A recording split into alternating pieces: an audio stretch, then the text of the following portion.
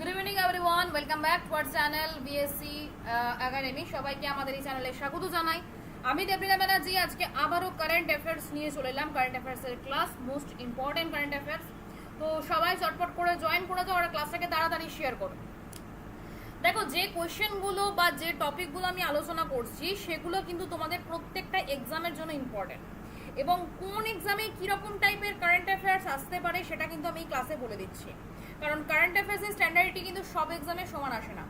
ডাব্লিউবিসিএসে যেটা আসবে ডাব্লিউবিপিতে কিন্তু সেরকম আসবে না, অতটা হাই স্ট্যান্ডার্ড দেবে না। বা ধরো এসএসসিতে যেরকম দেবে সেই স্ট্যান্ডার্ড কিন্তু ইউপিএসসিতে দেবে না বা ডাব্লিউবিসিএসও দেবে না। আজকে একটা কোয়েশ্চেন আছে আমাদের, সিকিমের গভর্নর কে হলেন? ঠিক আছে, রিসেন্টলি কিছু রাজ্যের গভর্নর হয়েছে, তার মধ্যে সিকিম রাজ্যের গভর্নর কে হয়েছে। তো এই কোশ্চেনটাই, সেম কোশ্চেনটা তোমাদের প্রত্যেকটা এক্সামের জন্য কিন্তু ইম্পর্টেন্ট। সেটা তোমার ইউপিএসসি হতে পারে, ডাব্লিউবিসিএস হতে পারে, ডাব্লিউবিপি হতে পারে, এসএসসি হতে পারে। তাহলে কিন্তু তোমাদেরকে কিন্তু জিনিসটাকে বুঝতে হবে, জানতে হবে, দেখতে হবে ক্লাসটা। এবং এই ক্লাসেই আমি কিন্তু প্রত্যেকটা এক্সামের জন্য, তোমরা ব্যানারে দেখতে পাচ্ছ টার্গেট অল গভর্নমেন্ট এক্সামস। ঠিক আছে, আমরা কিন্তু প্রত্যেকটা এক্সামকে এই ক্লাসে টার্গেট করছি, সেই হিসেবে কিন্তু তোমাদেরকে এই ক্লাসগুলো করানো হচ্ছে। এবং কোথায় কীরকমও কোশ্চেন আসতে পারে, ধরে নাও এই যে সিকিমের গভর্নর হলেন, ঠিক আছে, এটা কিন্তু অন্যভাবেও আসতে পারে।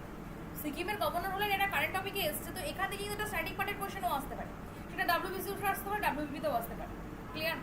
বা ধরো এই সেম কোশ্চেনই থাকলো, বাট কোশ্চেনটাকে একটু ঘুরিয়ে দিল, যে নামটা দিয়ে দিল তিনি কোন রাজ্যের গভর্নর হয়েছেন সম্প্রতি। বুঝতে পেরেছো? তাহলে কিন্তু কোশ্চেন মানে তোমার এক্সাম বেসিকে কিন্তু কোশ্চেন প্যাটার্ন চেঞ্জ হবে, স্ট্যান্ডার্ডই চেঞ্জ হবে। তো সেটা তোমাদেরকে বুঝতে হবে। আর এইটা বোঝার জন্য, এটা দেখার জন্য তোমাদের কিন্তু এই ক্লাসটা অবশ্যই করতে হবে। ঠিক আছে? তো চলো, এক শেয়ার এক লাইক তো बनता है, so please please please share and like this class. চলো শুরু করা যাক। ফার্স্ট টপিক দেখো কি আছে, বলছে কনসিডার দ্য ফলোইং স্টেটমেন্ট। এই ধরনের এইরকম টাইপের কোশ্চেন ডাব্লিউবিসিএস মেন্স এবং ইউপিএসসির জন্য very important. One second. Consider the following statement. NITI Aayog কবে স্টার্ট হয়েছিল? NITI Aayog national infrastructure for transforming India, institution for transforming India, এটা হয়েছিল 2015 সালে। ঠিক আছে, 1 জানুয়ারি। So Niti Aayog has laid down a comprehensive roadmap to promote seaweed cultivation in India in its report published titled Strategy for the Development of Seaweed Value Chain. Topic number 2. This includes steps for research, investment, training, infrastructure, development and market promotion to increase seaweed production. Seaweed बोलते সবটা দেখো ক্লাসের টপিকে। Production which can benefit the environment, economy and local communities. Which of the following statement or statements are correct? 1, 2, both 1 and 2 and neither 1 nor 2. Answer হচ্ছে আমাদের both 1 and 2. But আমি একটু explain করে দিচ্ছিলাম কি বলছে, যে নীতি আয়োগ has laid down a comprehensive roadmap to promote seaweed cultivation in India in its report published titled Strategy for the Development of Seaweed Value Chain. Seaweed এই যে কাল্টিভেশন যেটা রয়েছে, তো সেটাকে পাবলিশ করার জন্য, প্রমোট করার জন্য তার একটা টাইটেল পাবলিশ করেছে। তার নামটা কি? তার নামটা হচ্ছে strategy for the development of seaweed value chain. ঠিক আছে, কি বলছে তারপরে? কি বলছে? This include steps for research, investment, training, infrastructure, development and market promotion. এটার স্টেপসগুলো কি কি আছে? রিসার্চ করা, গবেষণা, investment, training, infrastructure development and market promotion to increase seaweed production. মানে এই যে সিউইড প্রোডাকশন যেটা হচ্ছে, এটাকে প্রমোট করার জন্য তারা একটা রিপোর্ট পাবলিশ করেছে, এবং তার নামটা দিয়েছে strategy for the development of seaweed value chain. এবং এটা কেন করা হয়েছে, এই রিপোর্টটা কেন পাবলিশ করা হয়েছে? কারণ রিসার্চ করা, ইনভেস্টমেন্ট, সব কিছুর জন্য।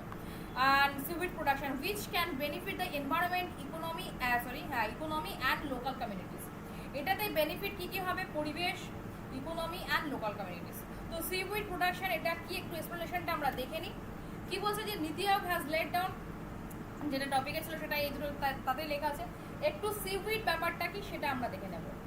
দে আর the primitive marine non-flowering algae without root, stem and leaves and play a major role in marine ecosystem. এগুলো হচ্ছে একটা সামুদ্রিক primitive, they are the primitive marine non flowery, ঠিক আছে, মানে ফুল থাকবে না, উইদাউট রুট, কোনো মূল কাণ্ড পাতা কিছু থাকবে না, and play a major role in marine ecosystem.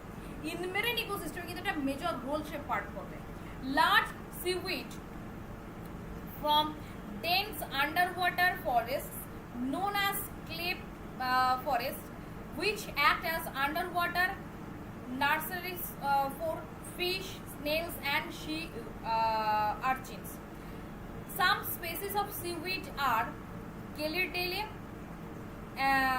Acrosa, Gracilaria edulis, Gracilaria crassa, Gracilaria verrucosa and Sargassum spare and Turbinaria spare. তো এই যে সিউইড এগুলো কি কি প্রজাতি তার উদাহরণগুলো এখানে দেওয়া আছে। তা তোমাকে কিন্তু এই যে যে এক্সাম্পলগুলো রয়েছে, সিউইডের যে এক্সাম্পলগুলো রয়েছে বা সিউইড প্রজাতিটা কি তার যে উদাহরণ সেটা কিন্তু তোমাদের এখানটা এগুলো দিতে পারে। It is classified into green, এটা কিন্তু একটা সবুজ ক্লোরোফাইটা, ব্রাউন ফায়োফাইটা অ্যান্ড রেড রাইডোফাইটা। এই যে এটা ক্লাসিফাইড আছে, মানে তিনটে কালার হয়, ক্লোরোফাইটা যেটা হচ্ছে সবুজ প্রজাতি, ব্রাউন ফাইটোফাইটা আর রেড রাইডোফাইটা, ঠিক আছে, তিনটে প্রজাতির হয়। এগুলো কিন্তু কি হয়, এটা কোনো মূল কাণ্ড পাতা ফুল কিছু থাকে না, এগুলো হচ্ছে মেরিন প্রোডাকশন, মানে সামুদ্রিক জিনিস এগুলো।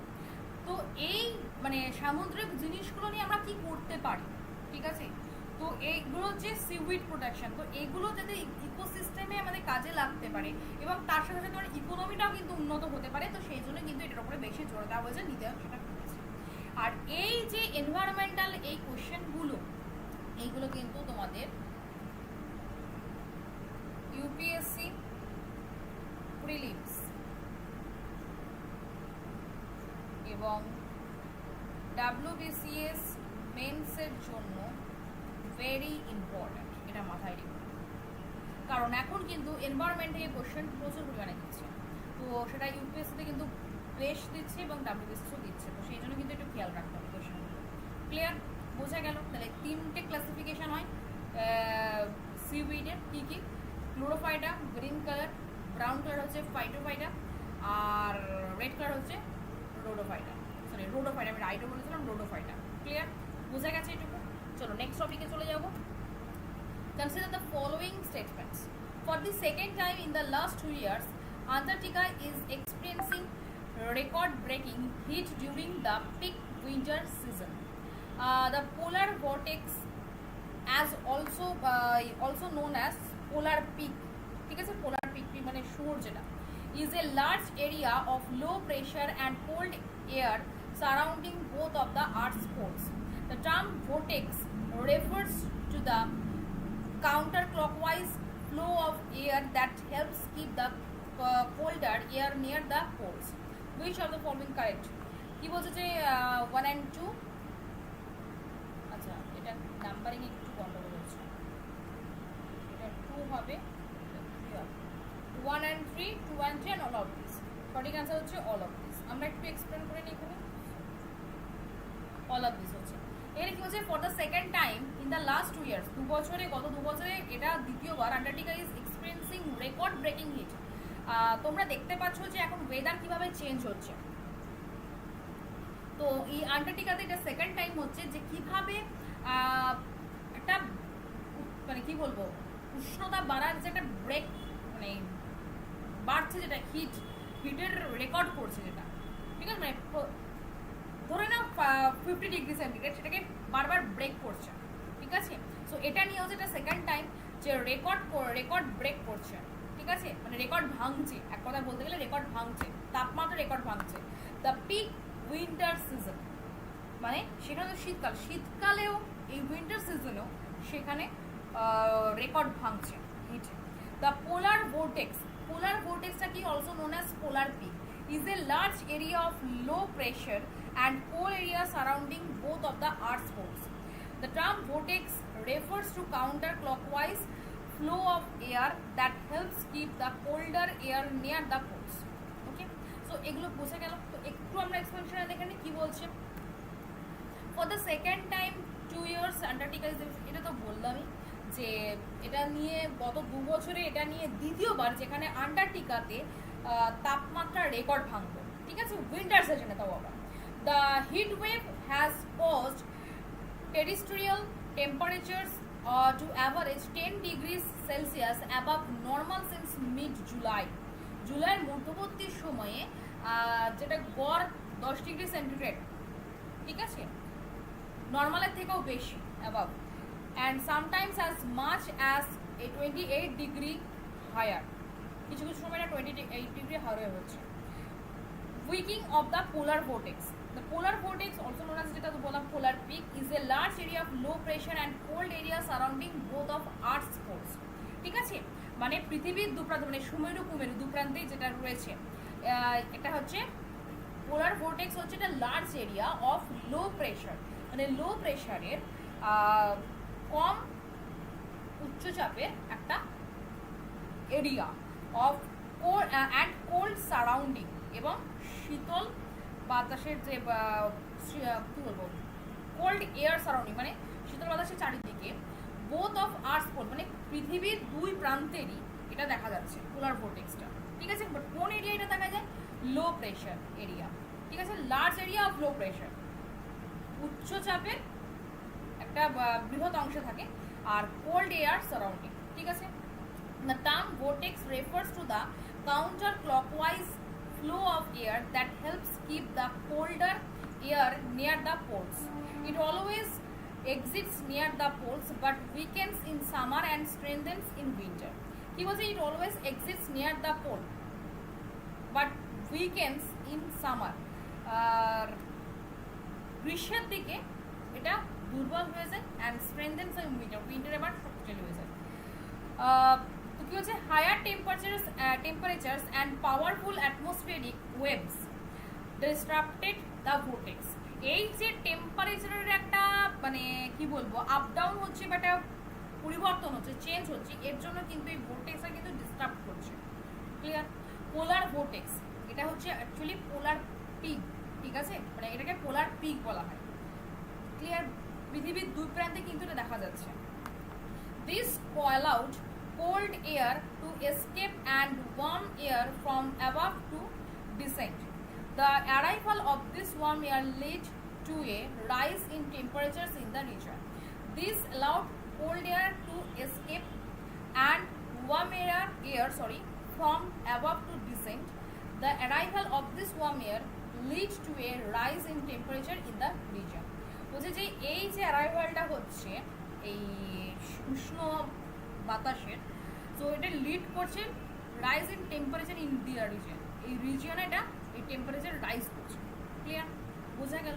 তাহলে আন্টার্কটিকাতে যেটা হয়েছে যে এটা নিয়ে দ্বিতীয়বার একটা আমাদের রেকর্ড করছে টেম্পারেচারে, এবং তার সাথে সাথে এই যে টেম্পারেচার রেকর্ড এবং এই যে টেম্পারেচার আপ ডাউন এবং টেম্পারেচার এটা যে পরিবর্তন হচ্ছে বারবার, এর জন্য কিন্তু যে পোলার ভোর্টেক্স রয়েছে এটা কিন্তু ডিস্টার্ব হচ্ছে। এবং পোলার ভোর্টেক্সটা কি সেটা আমার এখানে স্পষ্ট করে বলে দেওয়া আছে যে এটা পিক, পোলার পিক, যেখানে low pressure, large area of low pressure and cold air surroundings, এবং সেটা কিন্তু both of the earth's pole, ঠিক আছে, পৃথিবীর দুপ্রান্তে।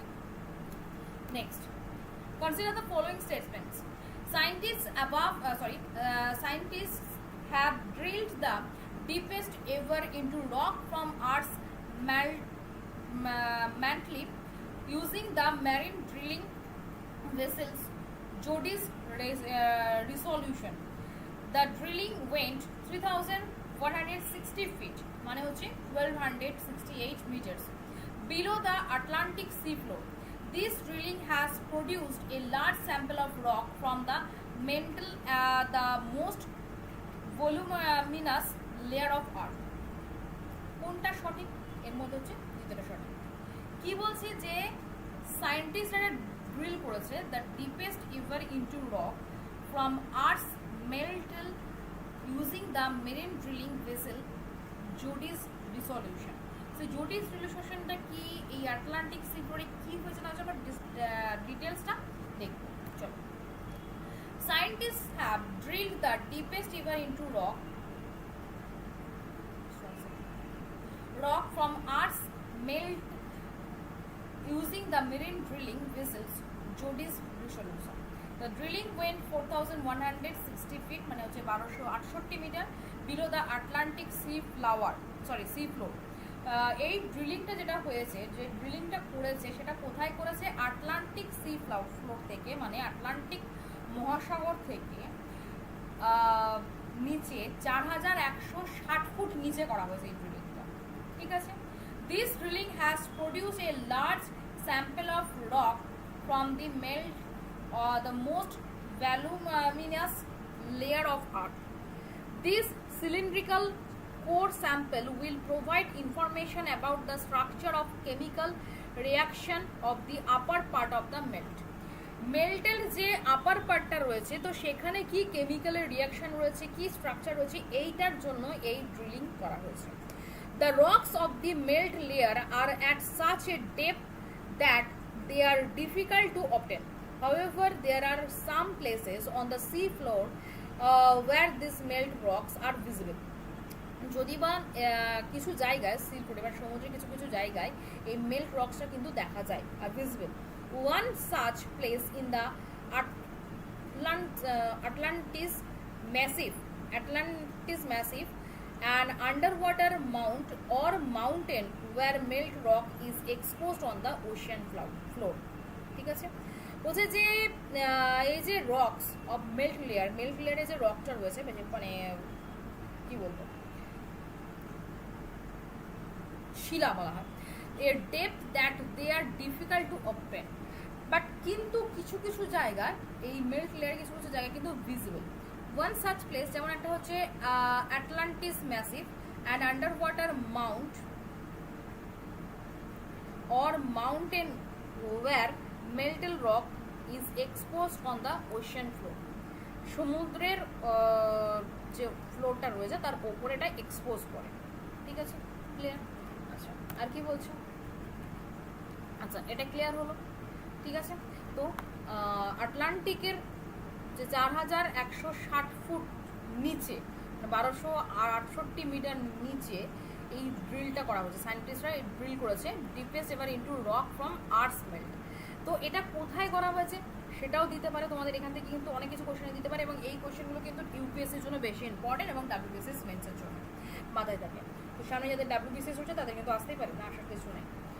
তো cylindrical core sample will provide information about the structure and chemical reaction of the upper part of melt.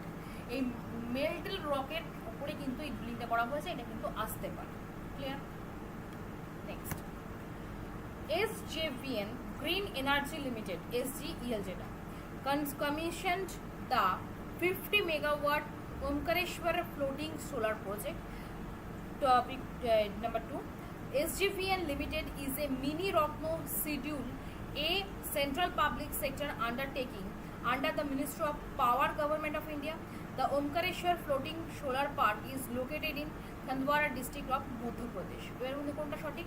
বলছে 2 আর 3 সঠিক। কি বলছে যে SJVN যেটা, SJVN লিমিটেড একটা company, is a mini Ratna schedule. এটা মিনি রত্ন বলতে গেলে যেটা আমাদের ইকোনমিক্সের মধ্যে রয়েছে, mini Ratna schedule A, mini Ratna শিডিউলের A, central public sector undertaking. সেন্ট্রালের পাবলিক সেক্টর আন্ডারটেকিং রয়েছে, কোন মিনিস্ট্রির আন্ডারে রয়েছে? Ministry of power, government of India, শক্তি সম্পদ। আর এটা কোথায় রয়েছে? Khandwa district of Madhya Pradesh. এই দুটো সঠিক। চলো একটু ডিটেলসে দেখে নিই। SJVN green energy limited commissioned on, আমি এখানে ছিল 50 মেগাওয়াট ওমকারেশ্বর ফ্লোটিং, এখানে বলছে 90 মেগাওয়াট। ঠিক আছে, 90 মেগাওয়াটের এই প্রজেক্টটা করা হচ্ছে, ওমকারেশ্বর ফ্লোটিং প্রজেক্ট। ঠিক আছে, SJVN limited is a mini Ratna schedule A central public sector undertaking. কোন মিনিস্ট্রির আন্ডারে রয়েছে? Ministry of power, government of India. Omkareshwar floating solar project সম্পর্কে আমরা ডিটেলসে দেখে নিই। এটা কোথায় রয়েছে? খান্ডওয়া ডিস্ট্রিক্ট অফ মধ্যপ্রদেশে। A park is India's largest floating solar park. এটা কিন্তু খুব ইম্পর্টেন্ট, রিসেন্টলি এটা হয়েছে এবং এটা করানো হয়েছিল যে কোন রাজ্যে হয়েছে? মধ্যপ্রদেশে। যে solar floating largest solar floating park কোনটা? সেটা হচ্ছে মধ্যপ্রদেশে রয়েছে, সেটা হচ্ছে এই ওমকারেশ্বর ফ্লোটিং সোলার প্রজেক্ট, ঠিক আছে, বা solar park. The project aims to significantly reduce carbon emissions by 2.3 lakh tons of CO2 carbon dioxide, thereby meeting India's goal of achieving net zero emissions by the year 2070.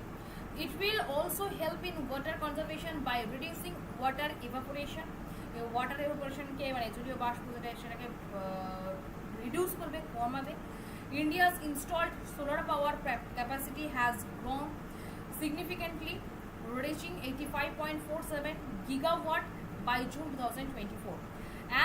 As of May 2024, the total installed capacity of renewable energy sources is 195.01 megawatt, comprising 46.65 gigawatt of wind project, 10.35 gigawatt of biomass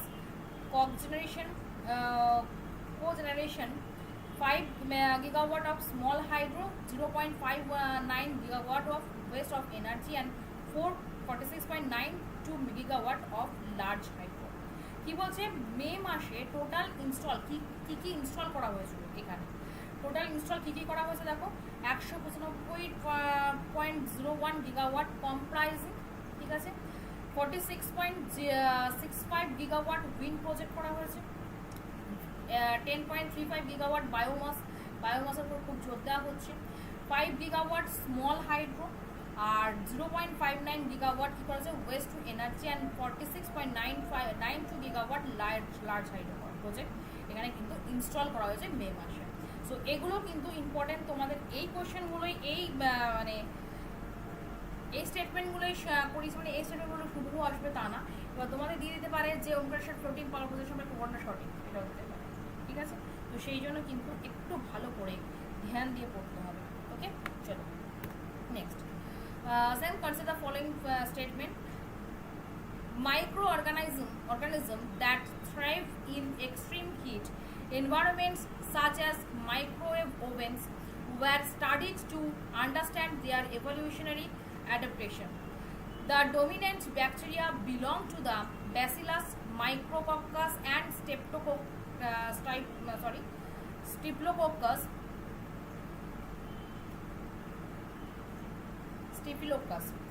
genera, which commonly live in human skin surfaces the people frequently touch.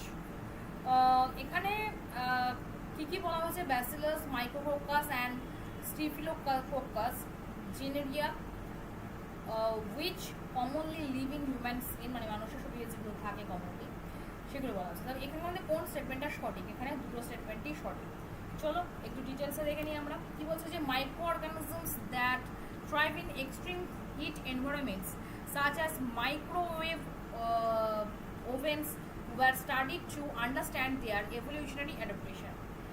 The dominant bacteria belong to Bacillus, Micrococcus, and Staphylococcus genera, which commonly live in human being, মানুষের শরীরে যেগুলো থাকে মানে commonly থাকে, একদম সাধারণত থাকেই এগুলো।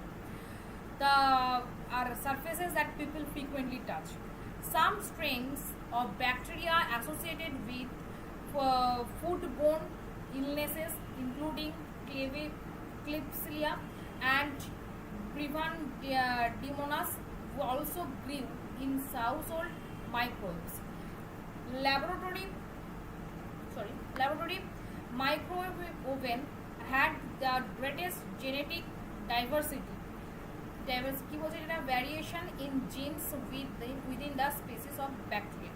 Microwave heating uses electromagnetic waves কত 300 megahertz to 300 gigahertz to generate heat and inactivate most microorganisms in food. বলছি এই যে মাইক্রো অর্গানিজম যেগুলো মানুষের শরীরে খুব সাধারণত স্কিনে থাকে, সেইগুলো মানে অ্যাকচুয়ালি মানুষের এখানে দেখো বলে দিয়েছে যে surfaces that people frequently touch, মানুষের একটা টাচের মাধ্যমে এটা ছড়িয়ে যায় তাকে। Some strains of bacteria associated with foodborne illnesses including Klebsiella and Brevandemonas also grew in household microwaves. ঠিক আছে? সো এই যে অর্গানিজমগুলো বা মাইক্রো অর্গানিজম যেগুলো মানুষের শরীরে খুব তাড়াতাড়ি ছড়িয়ে যায় বা খুব মানে মানুষের শরীরে সাধারণত থাকে, সেগুলো সম্পর্কে এটা বলা হয়েছে। আর বলছে যে microwave heating uses electromagnetic wave. বলছে যে মাইক্রোওয়েভ হিট হয়ে যায় কখন, যখন ইলেকট্রোম্যাগনেটিক ওয়েভটা ব্যবহৃত হয়। কত সেটা তার ইউনিটে কত, 300 মেগাহার্টজ থেকে 300 গিগাহার্টজের মধ্যে, to generate heat and inactivate most micro organism in food. বলছে যে এটা খুব তাড়াতাড়ি ইনঅ্যাক্টিভ হয় কিসের জন্য, যে মাইক্রো অর্গানিজম যে ফুডগুলো আছে না, সেই মাইক্রো অর্গানিজম ফুড থেকে এগুলো বেশি আসে। নেক্সট,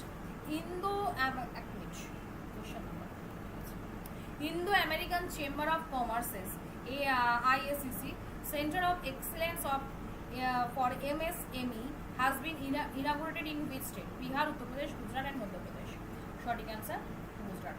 কি বলছে, Indo American chamber of commerces, Indo American chamber of commerces যেটা সেন্টার অফ এক্সেলেন্স ফর MSMEর জন্য এক্সেলেন্সের একটা যে IACE হয়েছে সেটা কোথায় উদ্বোধন করা হলো। IACE এর একটা সেন্টার উদ্বোধন করা হয়েছে কোথায়, কিসের জন্য? MSME মানে কি? MSME ফুল ফর্ম কি বলো দেখি? Micro and small and medium enterprises. ঠিক আছে, এটার উদ্বোধন কোথায় করা হয়েছে? সেটা হচ্ছে গুজরাটে। দেখুন, Gujarat chief minister Bhupendra Patel inaugurated the Indo-American Chamber of Commerce's AISEC Center of Excellence for MSME. It will be the first ever center by IACC which aims to upgrade and strengthen micro, small and medium enterprises. Micro small and মানে ক্ষুদ্র ও মাঝারি যে শিল্প যেগুলো রয়েছে না, তো সেগুলোর জন্য এটা করা হয়েছে। Bhupendra Patel said that MSMEs are the backbone of economy. এই ক্ষুদ্র মাঝারি শিল্প কিন্তু আমাদের ইকোনমিটা বিশাল বড় একটা মানে কি বলবো, ব্যাকবোন মানে পিছনে হার মানে শির দ্বারা বলতে পারো। তাই MSME sector will play a crucial role in making India the third largest economy. এই MSME সেক্টরই কিন্তু ইন্ডিয়াকে তৃতীয় বৃহত্তম অর্থনীতিতে পরিণত করেছে। ঠিক আছে, এটার উপরে কিন্তু আমাদের ভারতে কিন্তু খুব জোর দেওয়া হয় ক্ষুদ্র মাঝারি শিল্পের উপর। Roshni Nadar Malhotra is India's most influential woman. She is the chairperson of which company? এই রোশনি নাদার মালহোত্রা কোন কোম্পানির চেয়ারম্যান আছেন? Wipro, TCS, Accenture and HCL technology. সঠিক অ্যান্সার HCL টেকনোলজি। দেখেন একটু, Roshni Nadar Malhotra is India's most influential woman, যিনি HCL কোম্পানির চেয়ারপারসন হয়েছেন। তো she is found top place in 2024 Barclays Private Clients Gurun India Most Valuable Families Business Report। এই লাইনটা কিন্তু ভেরি ভেরি ইম্পর্টেন্ট। ঠিক আছে, কোন রিপোর্টে তার টপ পজিশনে রয়েছেন? Roshni Nadar Malhotra is the chairperson of HCL Technologies. The second best known woman is Nishba Godrej, আর দ্বিতীয় মহিলাকে Nisaba Godrej, who comes from Godrej family. Godrej নামে যখন আছে গোদরেজ ফ্যামিলি রয়েছে, তাহলে ফার্স্ট পজিশনে রয়েছেন রোশনি নাদার মালহোত্রা, দ্বিতীয় পজিশনে রয়েছেন নিশাবা গোদরেজ। ঠিক আছে, Sushila Devi Singhania of Jammu Kashmir JK cement, Manju D Gupta of Lupin, Meher Pudumjee of Thermax, Amita Birla of Birla Soft, Leena Gandhi Tiwari of USB, Mahima Datla of Biological E, Bina Modi of Godfrey Phillips India, and Jyothi Ramachandran of Jyothi Laboratories are a few other well-known female leaders. এই যে female leader মানে মহিলা, ক্ষমতাশালী মহিলা বা সর্বোচ্চ ক্ষমতাশালী মহিলা, ওদের টপ পজিশনে রয়েছেন রোশনি নাদার মালহোত্রা, সেকেন্ড পজিশনে রয়েছে গোদরেজ কোম্পানির নিশাবা গোদরেজ। ঠিক আছে, এবং তার পরের পজিশনে যারা রয়েছেন তাদের নামগুলো এখানে দেওয়া আছে, দেখে নেবে। আর রোশনি নাদার মালহোত্রা যিনি কোথাকার চেয়ারম্যান হচ্ছেন? HCL এর চেয়ারম্যান। তার থেকে বড় কথা হচ্ছে তিনি recently Barclays private client Hurun India most valuable family business রিপোর্টে তার পজিশন টপ। এটা হচ্ছে best important topic. Clear? Next, FDI inflows in the manufacturing sector increased almost dash in last 10 years. বলছে যে FDI increase the manufacturing sector increase কতটা 10 বছরে কতটা increase করেছে, বৃদ্ধি করেছে? 67%, 68%, 69 and 70. সঠিক answer 69%. Clear? FDI increase in the manufacturing sector increase 69%. আর কত করে রিচ কত হয়েছে? $165.1 million in last 10 years. Last 10 বছরে তার ইনক্রিজ হয়েছে। সে কোথায় গিয়ে পৌঁছেছে? তার মানে তার ম্যানুফ্যাকচারিং সেক্টরের পরিমাণ হচ্ছে $165.1 billion. ঠিক আছে? FDI increase in the manufacturing sector of $97.7 billion in 4 to 14.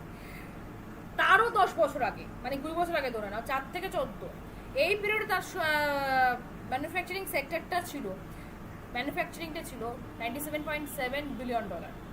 এখন হয়ে দাঁড়িয়েছে সেটা $165.1 billion।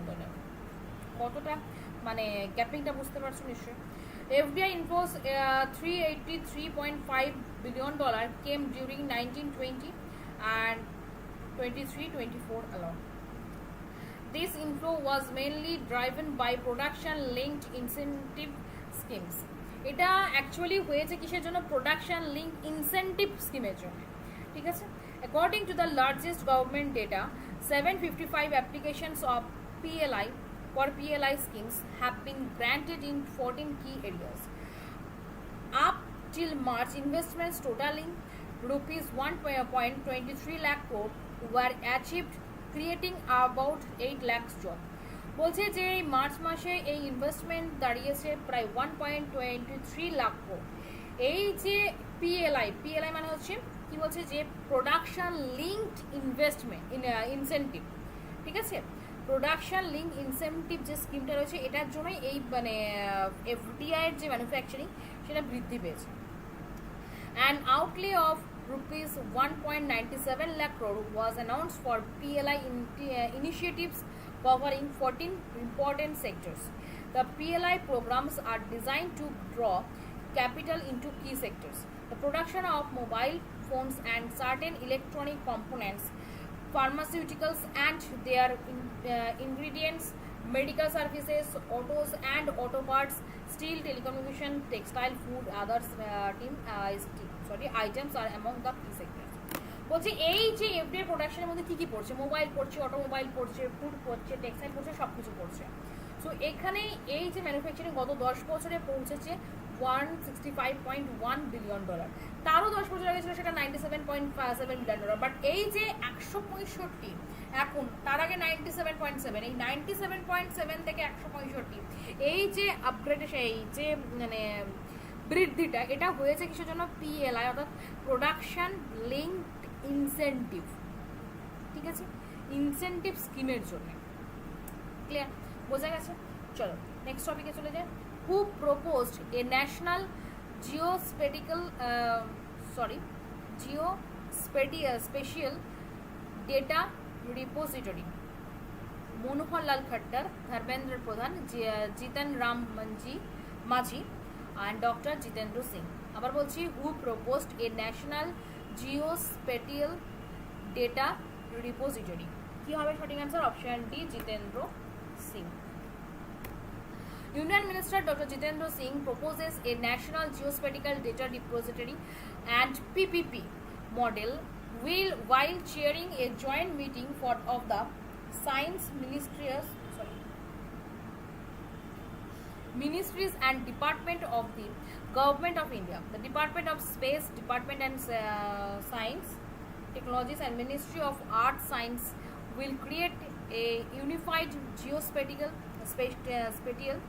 interface for utilizing industry and startup ecosystem to create innovative and indigenous products for the welfare of farmers, rural artisans and others.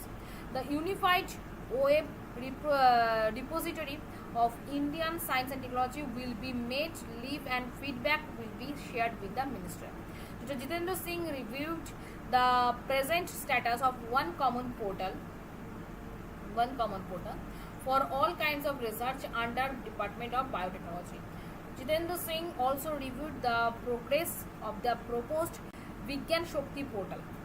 He also highlighted the mantra of sustainable ecosystem based on the pooling of knowledge and resources in collaboration with the non-governmental sectors of PPP. বোঝা গেল এই যে national geospatial data repository and PPP model while chairing a joint meeting of the Science Ministers and Department of Government of India. কোন মিনিস্ট্রির আন্ডারে পড়ছে? Science ministers and department of the government of India. ঠিক আছে, বিজ্ঞান ও ডিপার্টমেন্টের মধ্যে পড়ছে। ঠিক আছে, সায়েন্স মিনিস্টার ডিপার্টমেন্ট, বিজ্ঞান প্রযুক্তির মধ্যে পড়ছে। ক্লিয়ার? আচ্ছা, এখান থেকে তেমন কিছু বোঝানোর নেই, জাস্ট একটু দেখে নেবে। Next, which state government launch India's first rice ATM? Rice ATM launch করলো কোন রাজ্য? গুজরাট, ওড়িশা, মধ্যপ্রদেশ, কর্ণাটক। সঠিক অ্যান্সার ওড়িশা। একটু দেখে নি রাইস এটিএমটা কি। Odisha government launch India's first rice ATM, the Annapurti grain ATM. তাহলে এই এটিএমটার নামটা কি হবে? অন্নপূর্তি। ঠিক আছে, Annapurti grain ATM can release up to 50 kg of grain in 5 minutes and operates around the clock. বলছে যে 5 মিনিটে 50 কেজি গ্রেন সে রিলিজ করতে পারবে। This rice ATM will revolutionize the public distribution system for ration card holders. Ration card হোল্ডার্সের জন্য কিন্তু এটা করা হয়েছে। This machine has been installed a warehouse in ম্যানচেস্টারে যেখানে ওয়্যারহাউস রয়েছে সেখানে এগুলো ইনস্টল করা হবে। It has been launch by the Odisha food supplies and consumer welfare minister Krishna Chandra Patra. ঠিক আছে, এটা লঞ্চ করেছে কে? ওড়িশার যে ফুড সাপ্লাইজ, যে খাদ্য সরবরাহ এবং consumer welfare minister Krishna Chandra পাত্র। After entering the ration card number, the biometric verification is done by this machine. ATM depends the rice after successful verification. The machine has been developed in partnerships with the World Food Program. World Food Program এর সাথে এটা partnership করা হয়েছে। The rice ATM will be installed in all 30 districts of Odisha. 30টা জেলায় তৈরি করা হবে। এবার একটা কথা বলি তোমাদেরকে যে এই রাইস এটিএম সম্পর্কে ওড়িশা রাজ্যে তো হচ্ছে, তাহলে WBP তে এই কোশ্চেনটা দিতে পারে, WBCS এই কোশ্চেনটা দেওয়ার সম্ভাবনা আছে কোন রাজ্য রাইস এটিএম চালু করছে। এবার তোমাদের আদার্স যে এক্সাম, যদি আমি UPSC দিকে তাকাই, যদি WBCS দিকে তাকাই, তাহলে আমি বলবো সেইখানে কিন্তু এটা দেবে যে রাইস এটিএম সম্পর্কে কোন তথ্যটা সঠিক। ঠিক আছে, ওড়িশা স্টেট চালু করেছে, এখানে 5 মিনিটে কত কেজি চাল গ্রেন তৈরি হবে, কত কেজি রাইস বেরোবে, সেখান থেকে দেবে। কটা জেলায় চালু হয়েছে সেটা দিতে পারে, কার সাথে পার্টনারশিপ করছে সেটা দিতে পারে। World food programme. আচ্ছা, তোমরা আমাকে অ্যান্সার দাও যে ওয়ার্ল্ড ফুড প্রোগ্রাম এর সদর দপ্তর কোথায় রয়েছে, হেডকোয়ার্টার কোথায় রয়েছে, কমেন্ট করে জানাবে।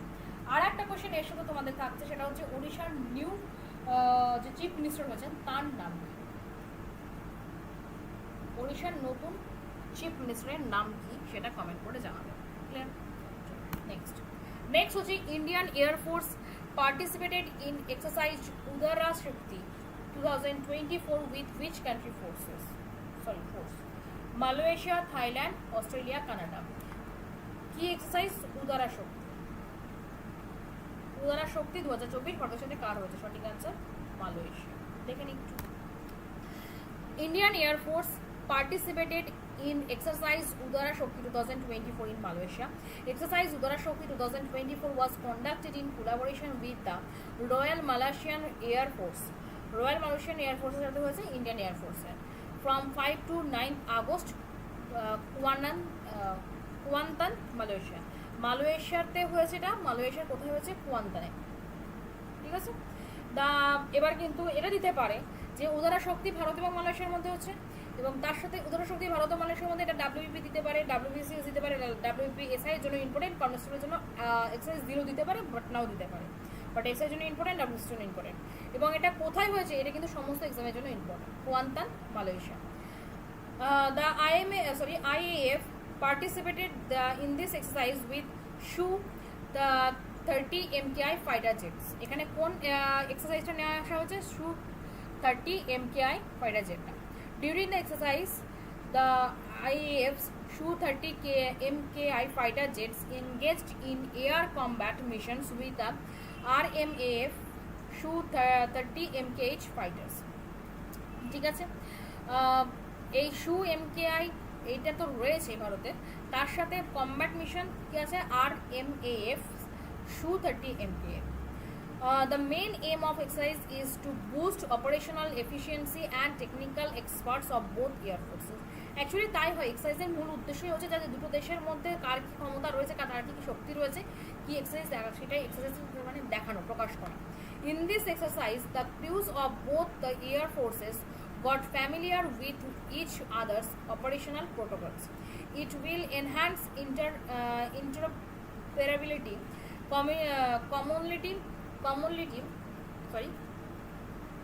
commonality and overall effectiveness in Su-30 aircraft operations. তো এটা অ্যাকচুয়ালি কমনলি যেটা দেখা যায় যে কি এফিসিয়েন্সি রয়েছে, এটার মধ্যে কি রয়েছে, দুটো দেশের মধ্যে কি শক্তি রয়েছে, মানে ডিফেন্সের কি শক্তি রয়েছে, দুটো দেশেরই এয়ারফোর্স, ঠিক আছে, যখন নাভাল এক্সারসাইজ হবে দুটো দেশেরই নেভি করবে, সেটা দুটো দেশেরই এয়ারফোর্সের মধ্যে কি কি শক্তি রয়েছে, কি কি আছে না আছে সেটা দেখানোই হচ্ছে এগুলো এক্সারসাইজের উদ্দেশ্য। Next, in which state will the first ever global women's kabaddi league be held? Punjab, Haryana, Himachal Pradesh and Uttar Pradesh. সঠিক answer Haryana. In which state will be the first ever global women's kabaddi league? ঠিক আছে, global women kabaddi league কোথায় হবে? সেটা হচ্ছে হরিয়ানাতে। একটু দেখে নিই। First ever global women's kabaddi league will take place in Haryana. হরিয়ানাতে এই প্রথমবার হচ্ছে। আর হরিয়ানার কোথায় কবে হবে? সেপ্টেম্বর মাসে। Female athlete from over 15 countries will participate in this tournament. 15টা দেশ থেকে এই টুর্নামেন্টে অংশগ্রহণ করবে 15টা দেশের মহিলা। It will be the organized by the holistic international Pravasi sports association in partnership with world kabaddi. এটা কারা অর্গানাইজ করছে? Holistic international Pravasi sports association. কার সাথে পার্টনারশিপ করছে? ওয়ার্ল্ড কাবাডির সাথে। এ মেমোরান্ডাম অফ আন্ডারস্ট্যান্ডিং বা মো ওয়াজ রিসেন্টলি সাইন বিটুইন হিপসা অর্থাৎ holistic international Pravasi sports association and government of Haryana two facilitate this initiative. এই মৌ চুক্তিটা স্বাক্ষর হয়েছে হরিয়ানা গভর্নমেন্টের সাথে হিপসা, ঠিক আছে, এটাও দিতে পারে। Teams from different countries including England, Poland, Argentina, Canada, Italy will participate in this tournament. 15টা দেশ হচ্ছে, তার মধ্যে কি কি রয়েছে? ইংল্যান্ড রয়েছে, পোল্যান্ড রয়েছে, আর্জেন্টিনা, কানাডা, এইসব দেশগুলো রয়েছে, ঠিক আছে। Next, which three names were given to the underwater structures in Indian Ocean? বলছে কোন তিনটে নাম under water structures in Indian ocean, Bharat মহাসাগরে আন্ডার ওয়াটার স্ট্রাকচার যেটা হয়েছে সেখানে কি কি নাম দেওয়া হয়েছে? অশোকা, চন্দ্রগুপ্ত অ্যান্ড কল্পতরু। আর Mahatma, Nehru and Gandhi, Himalaya, Ganga and Krishna, Shiva, Vishnu and Brahma. সঠিক অ্যান্সার দেখতে পাচ্ছ যে অশোকা, চন্দ্রগুপ্ত অ্যান্ড কল্পতরু। যে ভারত মহাসাগরে যে আন্ডার ওয়াটারে মানে সমুদ্র তলদেশে যে স্ট্রাকচারটা হয়েছে সেখানে তিনটে স্ট্রাকচার রয়েছে, তিনটে নাম কী কী দেওয়া হচ্ছে? অশোক, চন্দ্রগুপ্ত আর কল্পতরু। একটু দেখে নিই। 3 underwater structures in the Indian Ocean were named as Ashoka, Chandragupta and Kalpataru, which reflect India's growing influence in marine science and its commitment to exploring the understanding the Indian Ocean. Indian ওশিয়ানকে বোঝার জন্য, explore করার জন্য এই marine science, সামুদ্রিক বিজ্ঞান, এটা ভারতের এই গ্রোয়িং ইনফ্লুয়েন্স, এই উদ্যোগটা নেওয়া হয়েছে। The naming was proposed by India and approved by international hydrographic organization and UNESCO's inter governmental oceanographic commission. এই যে নামগুলো দেওয়া হয়েছে, ইন্ডিয়া একটা প্রপোজ করেছিল, প্রপোজাল দিয়েছিল, ঠিক আছে, বাট অ্যাপ্রুভ করেছে কে কে? অ্যাপ্রুভ করেছে international hydrographic organization, UNESCO's inter governmental oceanographic commission. এরা কিন্তু এটাকে অ্যাপ্রুভ করেছে। মাথায় থাকে কী কী নাম? অশোকা, চন্দ্রগুপ্ত অ্যান্ড কল্পতরু, ঠিক আছে, দেবে কিন্তু এটা কিন্তু ভীষণ ইম্পর্ট্যান্ট, ভেরি ভেরি ইম্পর্ট্যান্ট। এটা WBCS, UPSC এবং WBPSI এর জন্য ইম্পর্ট্যান্ট। International Hydrographic Organization কি? It is an intergovernmental consultative and technical body established in 1921. 1921 এটা এস্টাবলিশ হয়েছিল to enhance navigation safety and protect the marine environment. India is a member of IHO. ঠিক আছে, India এটারও কিন্তু member. Next, who has been appointed as the cabinet secretary of India? Cabinet secretary, ভারতের cabinet secretary হিসেবে কে নিযুক্ত হলেন? নৃপেন্দ্র মিশ্র, রাজীব সিনহা, রবিশঙ্কর প্রসাদ and TV Somanathan. সঠিক answer TV Somanathan. Clear? দেখেন TV Somanathan 1987 batch ISF has been appointed as cabinet secretary of India by the appointments committee of the union government. তাহলে cabinet secretary কে নিয়োগ করেন? appointments committee of union cabinet, ঠিক আছে। Somanathan will replace Rajiv Gauba, এর আগে এখানে ছিলেন Rajiv Gauba, who is the country's longest serving cabinet secretary and had received a 1-year extension last year. সব থেকে দীর্ঘদিন ইনি ছিলেন Rajiv Gauba, but last year তার 1 বছর এক্সটেন্ড করা হয়েছিল, বাট এই বছর এলেন TV Somanathan. Somanathan will assume office on August 30 and serve a 2-year tenure. সে 2 বছর থাকবে। He will first discharge duties as officer on special duty in the cabinet secretariat until he formally takes over as cabinet secretary. তো এখান থেকে যেটা basically পড়বে যে TV Somanathan তো cabinet secretary হয়েছেন, তার আগে কে ছিলেন? রাজীব গৌবা। রাজীব গৌবা সব থেকে দীর্ঘদিন দেশের ক্যাবিনেট সেক্রেটারি ছিলেন এবং তাছাড়াও তাকে গত বছর তারও আরও 1 বছর এক্সটেন্ড করা হয়েছিল। সো এবছর নিযুক্ত অ্যাপয়েন্ট করা হয়েছে কাকে? টিভি সোমনাথন। আর ইন্ডিয়া বাই অ্যাপয়েন্টমেন্টস কে করেছে? অ্যাপয়েন্টমেন্টস কমিটি, ইউনিয়ন ক্যাবিনেটের অ্যাপয়েন্টমেন্ট কমিটি করেছে তাকে। ঠিক আছে, next, who took oath as the 18th governor of Sikkim? সিকিমের 18তম গভর্নর হিসেবে কে নিযুক্ত হলেন? নৃপেন্দ্র মিশ্র, রাজীব সিনহা, ওম প্রকাশ মাথুর, টিভি সোমনাথন। সঠিক অ্যান্সার দেখতে পাচ্ছ ওম প্রকাশ মাথুর। আর রাজীব সিনহা এর আগে ক্যাবিনেট সেক্রেটারি ছিলেন, টিভি সোমনাথন বর্তমান ক্যাবিনেট সেক্রেটারি। আচ্ছা, এই যে সিকিম, এই সিকিম রাজ্যটা ফুল ফ্লেজ স্টেটে পরিণত হয়েছিল কবে? 1975। কত অ্যামেন্ডমেন্ট? 36 অ্যামেন্ডমেন্টের মাধ্যমে। সবাই নিশ্চয় জানো। আর সহযোগী রাজ্য সেটা হয়েছিল 1974 35th অ্যামেন্ডমেন্টের মাধ্যমে। Clear? Om Prakash Mathur took oath as 18th governor of Sikkim 31st July at the Raj Bhavan in Gangtok. Chief Justice of Sikkim High Court Justice Vishwanath Shamadar administered to the oath of office and secrecy to him. Actually, রাজ্যপালকে শপথবাক্য পাঠ করান কে? রাজ্যের হাইকোর্টের প্রধান বিচারপতি, but নিয়োগ করেন কিন্তু রাষ্ট্রপতি। মানে দেখেন, chief minister Prem Singh Tamang, cabinet ministers and other dignitaries attend the ceremony, যেটা বেসিক্যালি থাকে। The governor was given a ceremonial guard of honour by the Sikkim armed police. এটা বেসিক্যালি কিছুই না, ওম প্রকাশ মাথুর যিনি সিকিমের 18তম রাজ্যপাল হিসেবে নিযুক্ত হলেন, যাকে শপথবাক্য পাঠ করিয়েছেন কে? সিকিমের হাইকোর্টের প্রধান বিচারপতি, যার নাম বিশ্বনাথ সমাদ্দার। ঠিক আছে, বুঝলেন? এটাই হয় অ্যাকচুয়ালি। এবার এখান থেকে পলিটিক্যাল মানে ইন্ডিয়ান কনস্টিটিউশন একটা কোশ্চেন আসতে পারে যে রাজ্যপালকে শপথবাক্য পাঠ কে করান? হাইকোর্টের প্রধান বিচারপতি, মানে রাজ্যের হাইকোর্টের প্রধান বিচারপতি। আর একটা দিতে পারে যে রাজ্যপালকে নিয়োগ কে করেন? রাষ্ট্রপতি। ক্লিয়ার? বোঝা গেল? আচ্ছা, আমাদের একটাই ছিল কোয়েশ্চেন, মোস্ট ইম্পর্টেন্ট কোয়েশ্চেন, এবং আমি এই ক্লাসে বলেও দিলাম যে কোন পরীক্ষার জন্য কোনটা কি।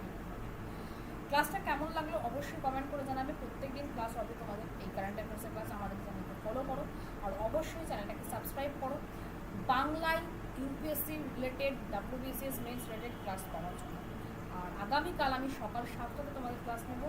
রেডি থেকো, ভালো থেকো, সুস্থ থেকো, সাবধানে থেকো। আজকে এখানেই শেষ করছি। Good night, take care, smile.